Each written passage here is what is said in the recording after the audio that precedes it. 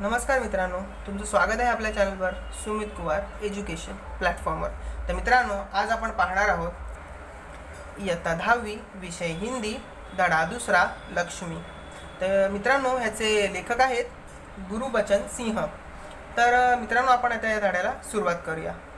उस दिन लड़के ने तैश में आकर म्हणजेच रागात गुस्से में आकर लक्ष्मी की पीठ पर 4 डंडे बरसा दिए. वह बड़ी भयभीत और घबराई थी. जो भी उसके पास जाता सिर हिला उसे मारने की कोशिश करती या फिर उछलती कूदती, गले की रस्सी तोड़कर खूंटे से आज़ाद होने का प्रयास करती. करामत अली इधर 2-4 दिनों से अस्वस्थ था, लेकिन जब उसने यह सुना कि रहमान ने गाय की पीठ पर डंडे बरसाए हैं तो उससे रहा नहीं गया. वह किसी प्रकार चारपाई से उठकर धीरे धीरे चलकर बथान में आया और बढ़कर उसके माथे पर हाथ फेरा, पुचकारा और हौले से उसकी पीठ पर हाथ फेरा. लक्ष्मी के शरीर में एक सिहरन सी दौड़ गई. ओ, कमबख्त ने कितनी बेदर्दी से पीटा है. उसकी बीबी रमजानी बोली, लो चोट की जगह पर यह रोगन लगा दो, बेचारी को आराम मिलेगा. करामत अली उसे गुस्से से बोलता है, क्या अच्छा हो अगर इसी लाठी से तुम्हारे रहमान के दोनों हाथ तोड़ दिए जाए. कहीं इस तरह पीटा जाता है. रमजानी बोली, लक्ष्मी ने आज भी दूध नहीं दिया तो उसकी सज़ा उसे लाठियों से दी गई. रहमान से गलती हो गई, इसे वह भी कबूलता है. रमजानी कुछ क्षण खड़ी रही, फिर वहाँ से हटती हुई बोली, देखो अपना ख्याल रखो, पाँव इधर उधर गया तो कमर सिकवाते रहोगे. करामत अली ने फिर प्यार से लक्ष्मी की पीठ सहलाई.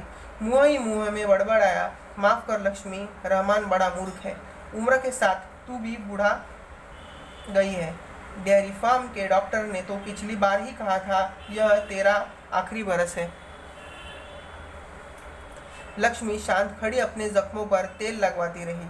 वह करामत अली के मिश्र ज्ञान सिंह की निशानी थी.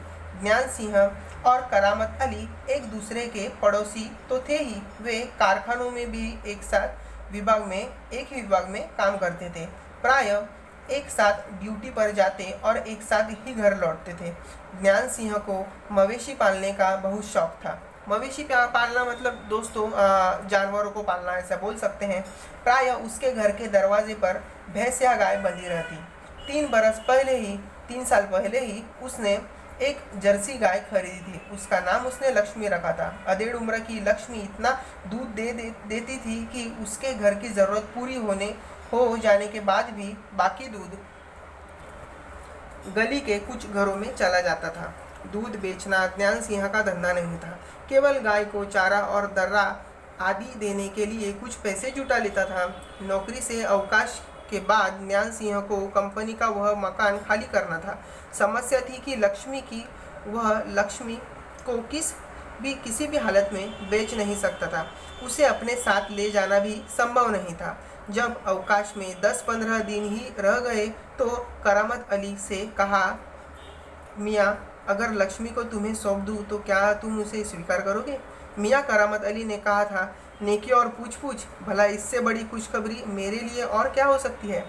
करामत अली पिछले 1 वर्ष से ही उस गाय की सेवा करता चला आ रहा था. गाय की देखभाल में कोई कसर नहीं छोड़ी थी उसने. करामत अली को लक्ष्मी की पीठ पर रोगन लगाने के बाद भी इम्तिहान नहीं हुआ. वह उसके सिर पर हाथ फेरता रहा. लक्ष्मी स्थिर खड़ी उसकी ओर जिज्ञासापूर्ण दृष्टि से देखती रही. करामत अली को लगा जैसे लक्ष्मी कहना चाहती हो, यदि मैं तुम्हारे काम की नहीं हूँ तो मुझे आज़ाद कर दो,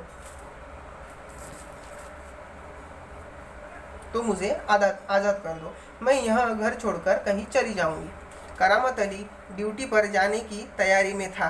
तभी रमजानी बोली, रहमान के अब्बा, अगर लक्ष्मी दूध नहीं देगी तो हम इसका क्या करेंगे. क्या खूंटे से बांधकर हम इसे खिलाते पिलाते रहेंगे. जानवर है, बंधात है तो इसे खिलाना पिलाना तो पड़ेगा ही. जानते हो, इस महंगाई के ज़माने में सिर्फ सादा चारा देने में ही 300-350 महीने का खर्चा है. सो तो है. कहते हुए करामत अली आगे कुछ नहीं बोलता घर से निकलकर कारखाने की तरफ हो लिया. मतलब निकल जाता है। रास्ते में वह रमजानी की बात पर विचार कर रहा था। लक्ष्मी अगर दूध नहीं देगी तो इसका क्या करेंगे, यह ख्याल तो उसके मन में आया ही नहीं था कि एक समय ऐसा भी आ सकता है कि गाय को घर के सामने खूंटे से बांधकर मुफ्त में खिलाना भी पड़ सकता है। उसके साथी नईम ने उसे कुछ परेशान देखा तो पूछा, करामत मियाँ क्या बात है, बड़े परेशान नजर आते हो, खैरियत तो है, मतलब सब ठीक ठाक तो है, ऐसी कोई विशेष बात नहीं है, कुछ तो होगा। क्या बताओ, गाय ने दूध देना बंद कर दिया है, बूढ़ी हो गई है ना, बैठा कर खिलाना पड़ेगा, और इस ज़माने में गाय भैंसा पालने का खर्चा, इसमें परेशान होने की क्या ज़रूरत है, गाय बेच दो।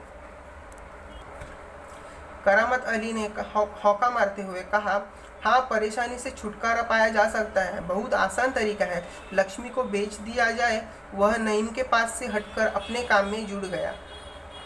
करामत अली रात का गया, सवेरे कारखाने से घर लौटा। रात की ड्यूटी से घर लौटने पर ही वह लक्ष्मी को दूहता था। घर में घुसते ही उसने रमजानी से पूछा, क्या लक्ष्मी को अभी तक चारा नहीं दिया? रमजानी बोली, रहमान से कहा तो था, तुम दोनों की मर्जी हो तो गाय को अब तक चारा मिल चुका होता, अगर वह दूध नहीं दे रही है तो क्या उसे भूखा रखोगे? कहते हुए करामत कटा हुआ पुआल, खली और दर्रा आदि के लिए जाकर लक्ष्मी के लिए सानी तैयार करने लगा। लक्ष्मी उतावली सी तैयार हो रही सानी में मुंह मारने लगी। गाय को सानी देकर करामत अली उसकी पीठ देखने लगा। रोगन ने अच्छा काम किया था, दाग कुछ हल्के पड़ गए थे। 10-15 दिनों में यो ही चल रहा था। एक दिन जब करामत अली ने पुआल लाने के लिए रमजानी से पैसे मांगे तो वह बोली, मैं कहाँ से पैसे दूँ? पहले तो दूध की बिक्री के पैसे मेरे पास जमा रहते थे, उनमें से दे देती थी, अब कहाँ से दूँ? लो, यह राशन के लिए कुछ रुपए रखे थे। कहते हुए रमजानी ने संदूकची में से 20 का एक नोट निकालकर उसे थमाते हुए कहा, इससे लक्ष्मी का राशन ले आओ। ठीक है, इससे लक्ष्मी के 2-4 दिन तो निकल जाएंगे, आखिर इस तरह कब तक चलेगा? रमजानी दुखी स्वर में बोली, तुम इसे खुला छोड़कर आजमा कर तो देखो, कहते हो तो ऐसा करके देख लेंगे। दूसरे दिन रहमान सवेरे 8-9 बजे के करीब लक्ष्मी को इलाके से बाहर जहाँ नाला बहता है वहाँ झाड़ झंकाड़ में कहीं धूप के कारण जमीन हरी नजर आती है छोड़ आया, ताकि वह घास इत्यादि खाकर अपना कुछ पेट भर ले। लेकिन माँ बेटे को यह देखकर आश्चर्य हुआ कि लक्ष्मी 1-1.5 घंटे के बाद ही घर के सामने खड़ी थी। उसके गले में रस्सी थी। एक व्यक्ति उसी रस्सी को हाथ में थामे कह रहा था, यह गाय क्या आप लोगों की है? रमजानी ने कहा, हाँ, यह हमारी गाय का सब चारा खा गई है, इसे आप लोग बांध कर रखे, नहीं तो काजी हाउस में पहुंचा देंगे। रमजानी चुप खड़ी आगंतुक की बातें सुनती रही।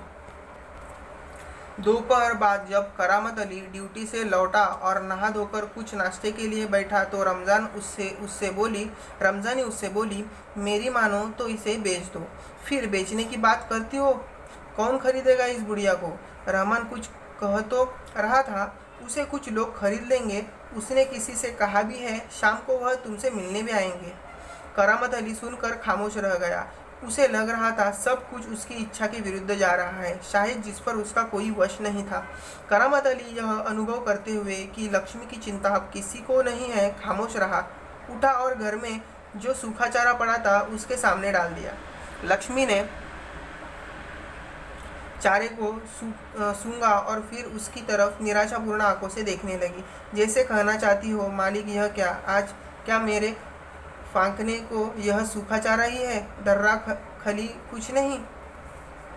करामत अली उसके पास से उठकर मुंह हाथ धोने के लिए गली के नुक्कड़ पर नल की ओर चला गया। 7-8 बजे के करीब रहमान एक व्यक्ति को अपने साथ लाया। करामत अली उसे पहचानता था। उसके पहले कि उसके कुछ औपचारिक बातें हो, करामत अली ने पूछा, क्या तुम गाय खरीदने आए हो? उसने जवाब में कहा, हाँ। पुड़िया गाय है, दूध नहीं देती, तो क्या हुआ, तुम उसे लेकर क्या करोगे? मैं कहीं और बेच दूंगा, यह तुम्हारा पुराना धंधा है, मैं जानता हूँ, तुम्हें मुझे तुम्हें गाय नहीं बेचनी। करामत मियाँ ने उसे कोरा जवाब दे दिया। रमज़ानी करामत के चेहरे के भाव भापती हुई बोली, क्या यह भी कोई तरीका है आने वाले को खड़े खड़े दुत्कार कर भगा दो? तुम जानती हो वह कौन है? करामत अली ने कट्टू स्वर में कहा। वह लक्ष्मी को जाकर वहाँ भेज आएगा जहाँ यह टुकड़े टुकड़े होकर बिक जाएगी। मेरे दोस्त ज्ञान सिंह को इसका पता चल गया तो वह मेरे बारे में क्या सोचेगा? इस दिन करामत अली बिना कुछ खाए पिए रात को बिना बिस्तर की चारपाई पर पड़ा रहा। नींद उसकी आंखों से कोसों दूर थी, मतलब उसको नींद नहीं आई। रात काफ़ी निकल चुकी थी। सवेरे देर तक वह लेटा ही रह गया। कुछ देर बाद करामत अली ने चारपाई छोड़ी, मुंह हाथ धो घर से बाहर निकल पड़ा। लक्ष्मी के गले से बंधी हुई रस्सी खूंटे से खोली और उसे गली से बाहर ले जाने लगा। रमज़ानी जो दरवाजे पर खड़ी यह सब देख रही थी, बोली, इसे कहाँ ले चले? करामत अली ने कहा, जहाँ उसकी किस्मत में लिखा है। वह लक्ष्मी को सड़क पर ले आया। लक्ष्मी बिना किसी रुकावट या हज्जत के उसके पीछे पीछे चल रही थी। वह उसकी रस्सी पकड़े सड़क पर आगे की ओर चलता चला गया। चलते चलते कुछ क्षण रुककर वह बोला, लक्ष्मी चल, अरे गौशाला यहाँ से 2 किलोमीटर दूर है, तुझे गौशाला में भर्ती करा दूंगा। वहाँ इम्तिमान से रहना। वहाँ तू हमारे घर की तुलना में मज़े से रहेगी। भले ही मैं वहाँ न रहूँगा, पर जो लोग भी होंगे मेरे ख्याल में तुम्हारे लिए अच्छे ही होंगे। मैं कभी कभी तुम्हें देखने आया करूँगा, तब तू मुझे पहचानेगी भी या नहीं, खुदा जाने। कहते हुए करामत अली का गला भर आया। उसकी आंखों से आंसू आने लगे। चल लक्ष्मी चल, जल्दी जल्दी पैर बढ़ा। और वह खुद किसी थके मांदे बूढ़े बैल की तरह भारी कदमों से आगे बढ़ने लगा। तो दोस्तों, ये थी एक सुंदर कहानी। तो दोस्तों, आपको ये कहानी कैसी लगी मुझे कमेंट्स बॉक्स में ज़रूर बताइए। और आपको जो शब्द समझ में नहीं आए उसके अर्थ यहाँ दिए ही थे। उदाहरणार्थ बथान मतलब पालतू गाय,